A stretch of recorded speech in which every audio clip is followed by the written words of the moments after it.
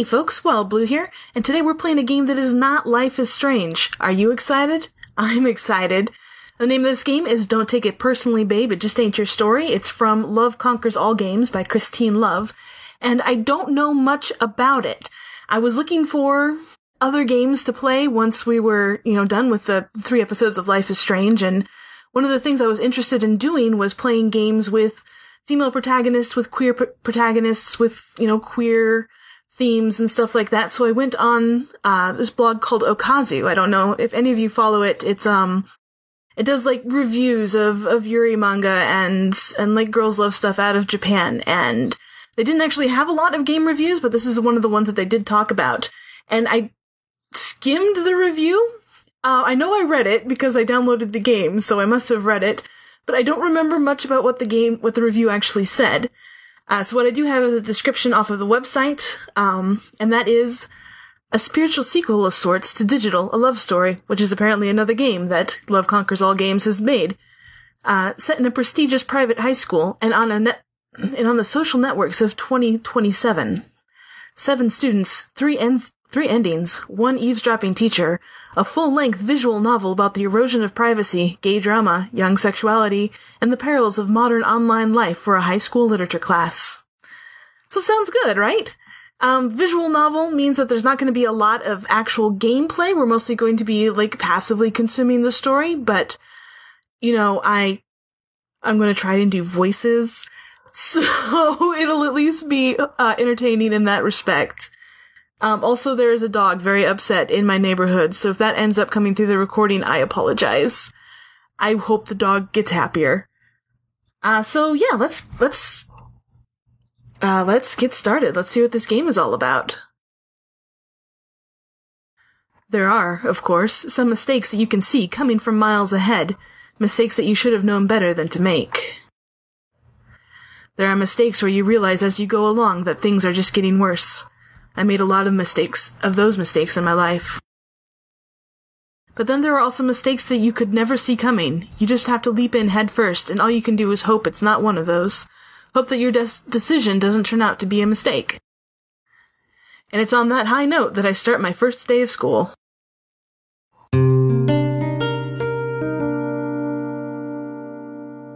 Chapter 1, The Trouble with Trials? Yeah, I'm nervous, and I don't think there's much shame in that. The classroom is full by the time I arrive. I stare at the sea of unfamiliar faces, their eyes piercing as they stare back. And look at all those uniforms, it's outright intimidating. Now isn't the time to be scared of 11th graders, though. I take a deep breath and introduce myself to my new class. Is this us, I guess? I guess we're the teacher and not a student. Okay, good morning, everyone. I'm Mr. Rook, and starting today, I'll be taking over as your homeroom teacher. What is that beeping noise? That's really loud. I'll try and turn that down for the recording, but jeez. A month into the year, apparently their proper teacher became seriously sick as on extended leave.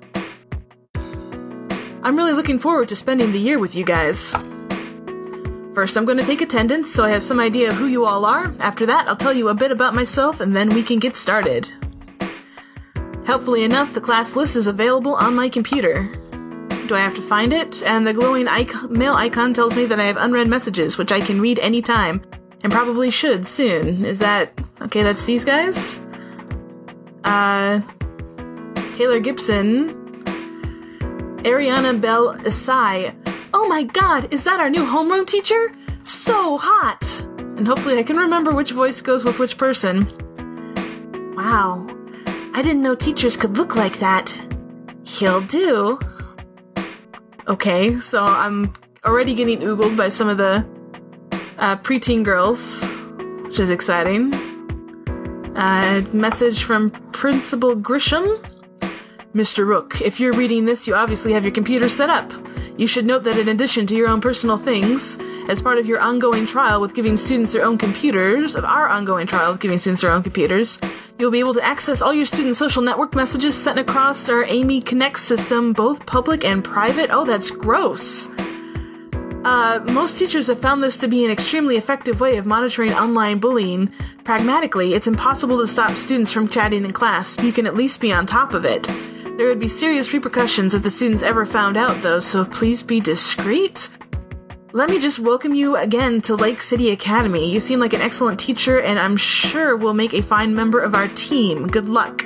Sincerely, Malcolm Grisham, Principal.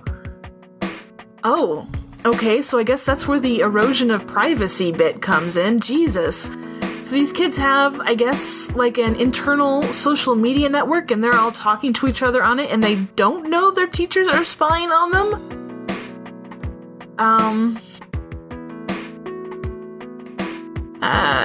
Congratulations! You've got your brand new, rebranded Amy X tablet computer up and running!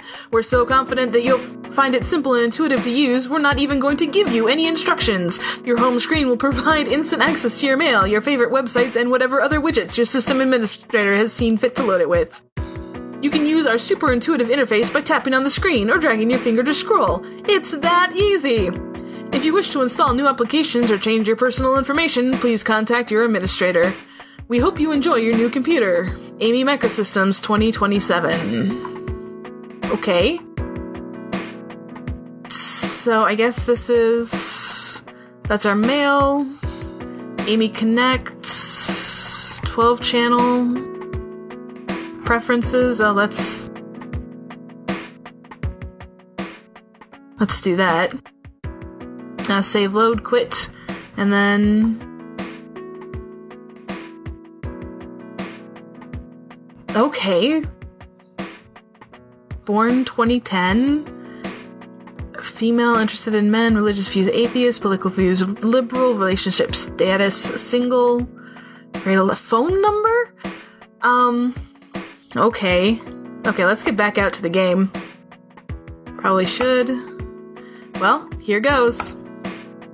Sorry in advance if I pronounce any of these wrong. Ariana Belisai? Here. Alright. That's a cute name. Kendall Flowers? Sup, sir? Good. Taylor Gibson? I'm here.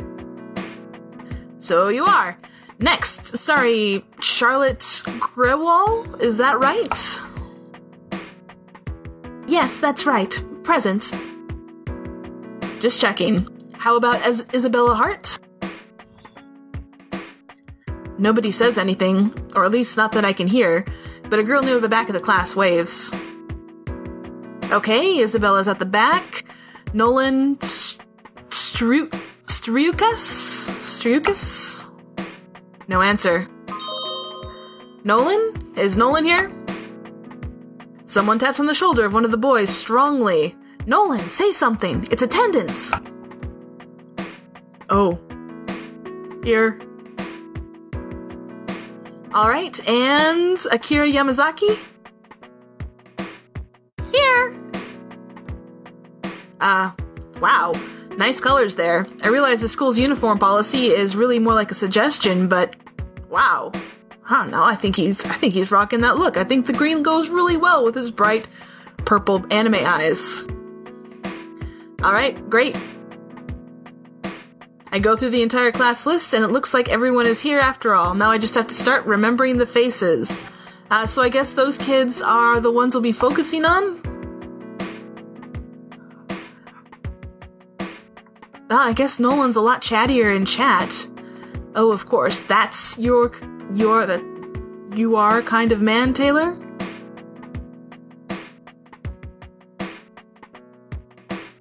Okay. An introduction is in order, though. This'll be interesting. I'm the world's biggest fuck-up. I've managed to screw up a whole 2 marriages and become a teacher because of a bizarre midlife crisis. I'm looking forward to working with you all. Is probably not what I should say. This will actually be my first full-time teaching job. I've studied English literature in university, but I've spent the past 15 years working in computers. Which I hope should serve as a warning to anyone who plans to go into computers. It is bleak, boring work, but here I am now. Wow, okay, that's not the normal party line about working with computers. What does working with computers mean? What, were you a programmer? Were you like a software developer? Did you fix hardware? Did you have like a little storefront where you repaired secondhand Macs? I'm curious. I'm not a hard ass, and I never liked teachers who were when I was your age. If for any reason whatsoever you're having trouble, whether it's academically with your fellow students or really anything, talk to me. I'm flexible, and that's what I'm here for. I'm in my office most days after school, so just ask, no matter what it's about, even if it seems trivial. Yeah, I'm not going to be any of the assholes that I had for teachers in high school, that's for sure. Regardless, I'm looking forward to working with you all. I look over the class, and I can tell that they look vaguely impressed. I didn't expect anything more. Well, now it's time to get started on the boring things, like going over the syllabus. What a drag. The next day.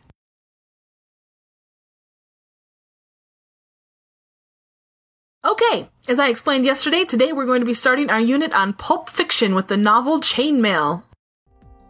Can I see a show of hands for everyone who actually did the homework last night?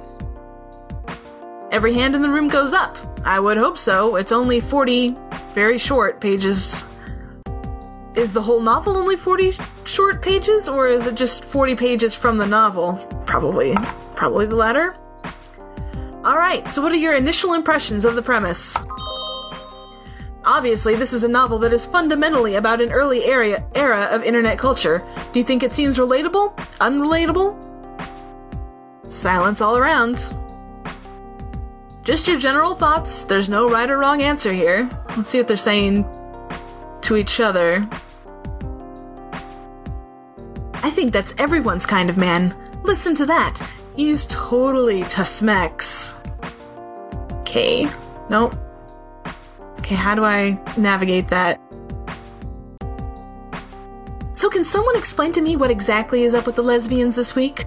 All I see is a bunch of status updates and a whole lot of drama. What's different now? Okay. I think I like our new homeroom teacher. He seems like he'll be nice. Hey.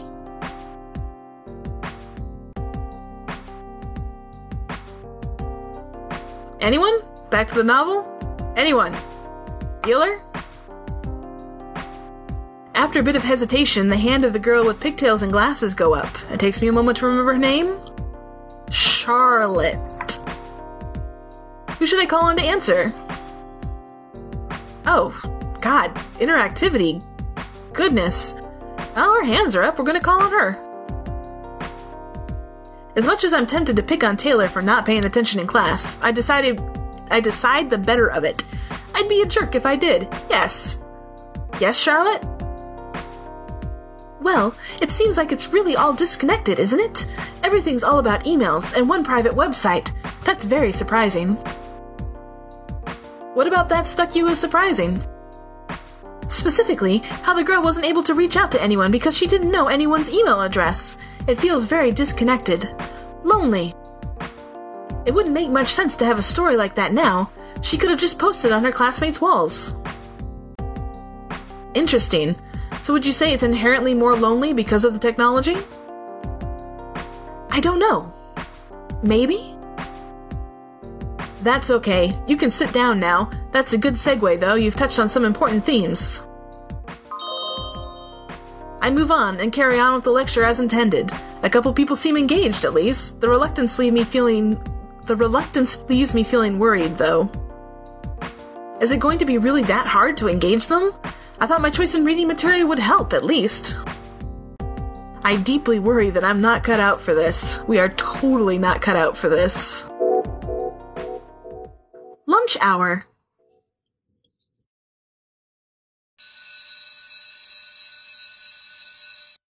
The class files out impatiently the instant the lunch bell rings. I lean over to get out my packed lunch. When I sit up, I see a set of students waiting. Not everyone is in a rush, it looks. Excuse me, Mr. Rook? How can I help you? Do you mind if we eat our lunches in here?